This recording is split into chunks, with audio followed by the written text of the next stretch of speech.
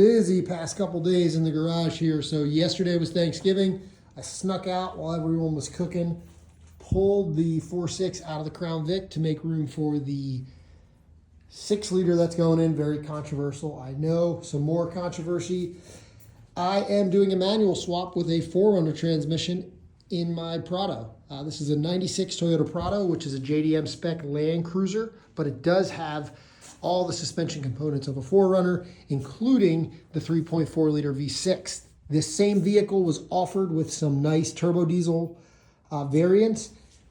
Because in the past, some JDM vehicles I had were JDM spec only, I found I prefer the ease of maintenance, because I like to drive my vehicles, to get a US spec engine transmission if possible.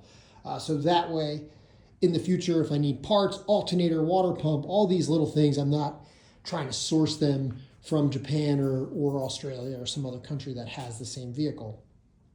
That said, this has a pretty specific transmission in manual for this, which wasn't a very common option, what I'm finding out, and it would be absurdly expensive to get here. So I am ditching the full-time 4-wheel drive, going selectable 4-wheel, high-low, with a 2-wheel drive option. I bought a 4Runner transmission.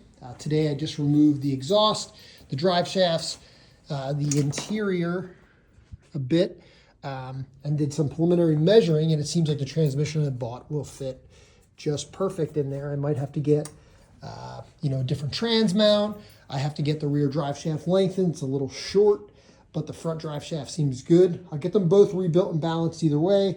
The exhaust had to come out, so I'll replace O2 sensors and just kind of clean everything up, new gaskets, try to make it as nice as possible. But this is a fairly low mileage 5-speed unit that I picked up from Central PA. And I'm waiting on the clutch pedal to come from another country, but the slave cylinder and master cylinder are all domestic parts, so I just need the pedal assembly itself.